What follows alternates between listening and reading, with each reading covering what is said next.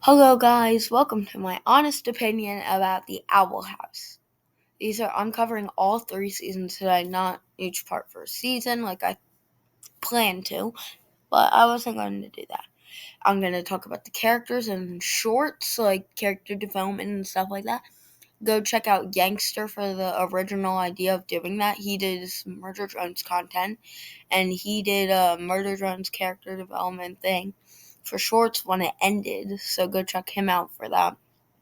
I'll leave his channel in the description. But anyway, I'm going to be talking about the Owl House, and everything about it, including ships like Lumity and what I call Gulu and Hootsufer as Gulu, or Lily calls Hootie. Sorry, I blanked out on that for a second. Um, yes, I named that ship Lucifer. I know, great ship name. But anyway, to start this off, I want to talk about episode 1. Luis first finds the Boiling Isles thing. Or wait a minute. And, yeah.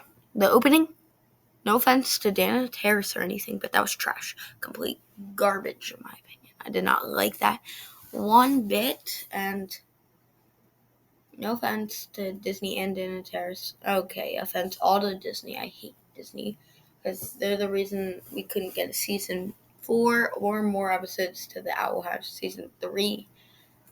So yeah,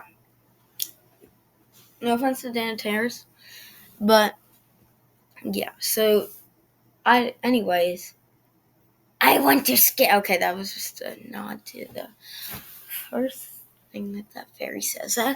Okay. Anyway, so that was kind of interesting. The rest was very interesting. Episode 2 was garbage. Like, literally everything. The second is garbage. No offense, again, to Dana Terrace. Offense to Disney all the way. And, episode 3 was great. I love the opening of Willow and Amity and Gus. Like, when Amity just jumps onto the table. That was kind of funny. But, episode 4, yeah, we don't need to get into the rest except for the season finale. Jeez. That was sad, actually. I started crying because I actually thought that Ida was going to get captured, like, fully, and King and Luce were, like, cooked. I got actually scared for that. But the good guys wins. I know there's a meme that Dana Terrace, or somebody, I think it was Dana Terrace, started, where it was like, Dana Terrace doesn't always give you happy endings. And the Owl House community took that very seriously at the end of season 3, which we'll be talking about after season 2. Now, before we start talking about season 2, the first ship I want to talk about is the Lumity ship. 100% agreed with that. Even before the Lumity ship was a thing, I actually knew that would happen. Even before any of this crap happened, I just thought that ship would be so real. Like, I knew that was going to happen. But, anyway, that was just a small disclaimer. Now, we're going to start off with, luckily another ship for the fandom. Luckily for me, more talking. But, Lucifer. I give this ship I created a 7 out of 10. Makes sense, and it makes more sense when Lily finds that Hootie got turned into a puppet, which is very sad and heartwarming for the fandom, not me. Even though I like Hootie, he's annoying. Like, he's super annoying. Like, we do not talk about that. He is super annoying. No one, yeah. So, now on to season. Sorry, did I just say season 3? I meant season 2. So, wow, this might be my favorite season out of all of them. It was interesting at best. I think, yeah, this is the season where King met his fake family. This is also the season where King became a Clockwork. I hope I'm pronouncing that right. Sorry to the fandom if I'm not. This is also the season where Kikimora literally tries to kill the Golden Guard. Speaking of the Golden Guard, we'll get into a ship later in season 3 with the Golden Guard. And wow, we figure out that the Golden Guard is a Grimwalker and that Luz helped Belos this entire time get the Collector. One of my favorite characters is the Collector, and then not because of FNAF. I'm a huge FNAF fan, and I cannot wait for the second movie to come out. But yes, that was wild. Like, I don't know else what to say about this because of how long it would take for me to describe each episode. Every episode is my personal enjoyment, and I just had a blast watching season 2. Also, King might have been my favorite character in that season. King, or I think the Collector was not the life form Collector, but I'm pretty sure the Collector was in this season. Also, we get to learn a lot about Eve's past. And wow, I did not expect Lilith to give Ida her curse. That was insane. Also, I did not think that Ida even wanted to join the Emperor's Coven. That was insane. And then, oh my god, King's tied the episode was sad. The season 2 finales, literally were so intense. I was literally at the edge of my chair. Literally. I was going insane when the season 2 finale was over, and it was sad.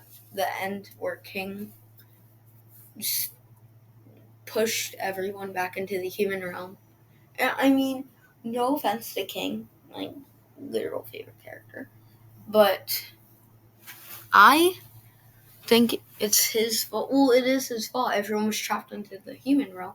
But at the same time, if it wasn't for King, then we probably would have seen Luz, Amity, Hunter, aka the Golden Guard, Gus, and Willow die. I physically thought if it wasn't for, what's his name again? Oh yeah, King, we would have seen them die. But Dana Terrace does not pick bad endings like that. He told you guys so. So, yeah. Also, at the end, I will just talk about Dana Terrace's show that they're working on with Glitch Productions, which this is the main reason I was watching this show, to get a feel for that show. So, it's called It's a Point of View, and I'll have a link to that also in the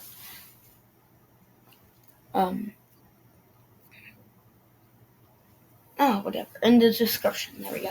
So, let's move on to season 3. Before we start season 3, there's one ship I gotta talk about, and that's Hunter and Willow's ship. Hold on, okay, so Huntlow, I saw this picture where it's I just had to find it real quick. The cooler name will be Winter, which, first of all, that's what I want to talk about, which is insanely better than Huntlow. It's hard to pronounce Huntlow a little. I don't know why. I just don't find it. So I'm going to be calling it Winter instead. So Winter, I think that ship could happen if they didn't reveal that Hunter was LGBTQ. Yes, the creator Dana Terrace did confirm that, if you all were wondering. So I like that ship, but I don't think it fits in now. Also, whose idea was it to make Guster? Bro, that does not make any sense. I know he's LGBTQ, but that does not make any sense. Okay, now on to season 3. So, wow, this was a huge season. First of all, I'm going to start off with some plot twists I thought were insane. First of all, King, well, I already discussed this, but King pushed them into the portal, which I guess you could technically say was in season 3, because, no, you couldn't, because they didn't have that. I think they had the flashback, I don't remember. But then, another plot twist was Amity's mom working for the Collector, which is wild. And then King and the Collector playing the Owl House pretend, but everyone was puppets. I just thought they all died or something, but no, they were puppets. Even when the collector stopped, I thought most people were just dead because their magic worn out too soon. Like, it was kind of sad. And then another plot twist was the school.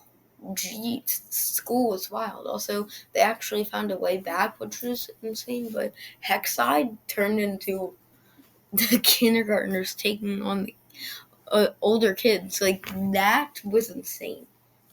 And also, they got back safely. I don't know if I already mentioned that. But that leaves us with my personal favorite episode. Thanks to them. Now, I know what you're saying.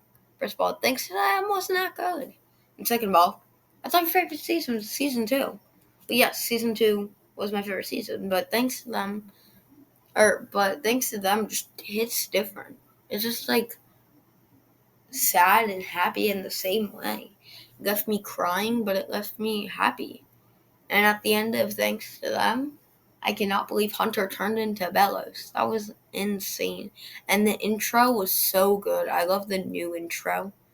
Super good.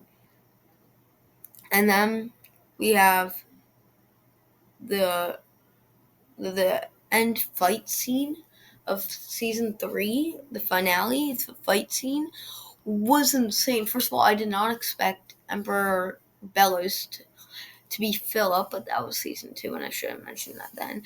But then he started spreading his dark green goop everywhere in the area, which was insane. Like, I did not expect that. And now it's the final part. The part that left me crying with tears. The end of season 3. So, first of all, Luce comes back for her birthday to come, and this is after the end credits, which I did watch. They had a grief for Blackjack, and it was really sad.